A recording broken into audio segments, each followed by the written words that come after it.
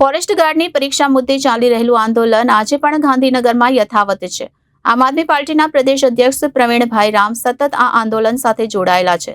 સરકાર 25% લિસ્ટ જાહેર કરવા માટે તૈયાર છે, પરંતુ હજુ પણ વિદ્યાર્થીઓની તમામ માંગણીઓ મુદ્દે વાટાઘાટો ચાલી રહી છે। ફોરેસ્ટ ગાર્ડની પરીક્ષા મુદ્દે ચાલી રહેલું આંદોલન આજે પણ ગાંધીનગરમાં યથાવત। આજે પ્રદેશ અધ્યક્ષ પ્રવીણભાઈ રામે તમામ આંદોલનકારી વિદ્યાર્થીઓ સાથે પોતાની વાત રજૂ કરતા જણાવ્યું હતું કે કોઈ પણ આંદોલનનો સુખદ અંત સરકાર સાથે વાટાઘાટ કરીને જ આવે છે। મેં ફિક્સ પગારનું આંદોલન ચલાવ્યું હતું અને 2 વર્ષમાં 3 સ્ટેપમાં ફિક્સ પગારમાં વધારો કરાવ્યો હતો।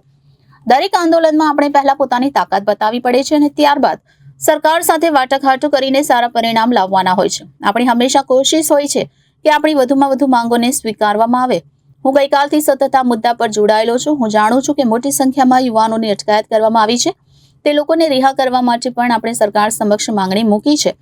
તમારામાંથી કોઈ યુવાનો પ્રતિનિધિ તરીકે સરકાર સમક્ષ રજૂઆત કરશે અને પોતાની માંગણીઓ મૂકશે અને સરકાર તરફથી આપણને સંતોષકારક જવાબ મળશે તો ઠીક છે, પરંતુ જો સંતોષકારક માંગણી નહીં સ્વીકારાય તો શાંતિથી આંદોલન ચાલુ રાખીશું, તેમ વધુમાં જણાવ્યું હતું।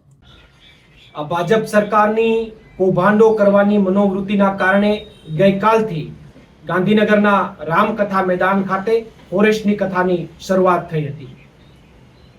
ફોરેસ્ટના વિદ્યાર્થીઓ ભાઈ શ્રી યુવરાજસિંહભાઈ જાડેજા અને હું પોતે અમે તમામ સાથે મળીને ફોરેસ્ટના વિદ્યાર્થીઓની વ્યાજબી માંગણી, જેમ કે તાત્કાલિક ધોરણે માર્ક્સ જાહેર કરવા, સીબીઆરટી પદ્ધતિ નાબૂદ કરવી અને 8 ગણાની જગ્યાએ 40 થી 45 ગણા ઉમેદવારોને લાયક ઠેરવવા, આ તમામ માંગણીઓ સાથે ગઈકાલથી ગાંધી ચિંધ્યા માર્ગે અને શાંતિપૂર્વક રીતે આંદોલન કરી રહ્યા હતા। ત્યારે આંદોલનનો પ્રશ્નોના નિરાકરણ લાવીને સુખદ અંત લાવવાની જગ્યાએ સરકારે પોલીસ તંત્રને આગળ કરીને આજે વહેલી સવારે 5:30 થી 6 વાગ્યાની આજુબાજુમાં ત્યાં સુતેલા તમામ ફોરેસ્ટના વિદ્યાર્થીઓ અને ભાઈ શ્રી યુવરાજસિંહભાઈ જાડેજાની ધરપકડ અને અટકાયત કરી છે। ત્યારે આ સરકારના આ પગલાને હું સખત શબ્દોમાં વખોડી કાઢું છું, કારણ કે ગઈકાલે દિવસ દરમિયાન અટકાયત ન કરી અને આજે વહેલી સવારે જ્યારે વિદ્યાર્થીઓ ઘોર નિંદ્રામાં હોય એવી પરિસ્થિતિમાં જ્યારે ધરપકડ અને અટકાયત થાય ત્યારે હું એવું માનું છું કે સરકાર પીઠ પાછળ ઘા કરી રહી છે।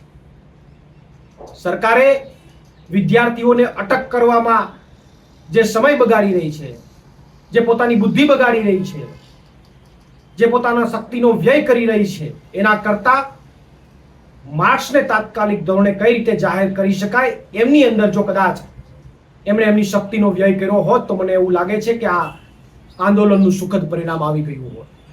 પરંતુ સરકાર જો એવું ઈચ્છતી હોય કે અટક કરવાથી આંદોલનનો અંત આવી જશે તો એમની ભૂલ છે।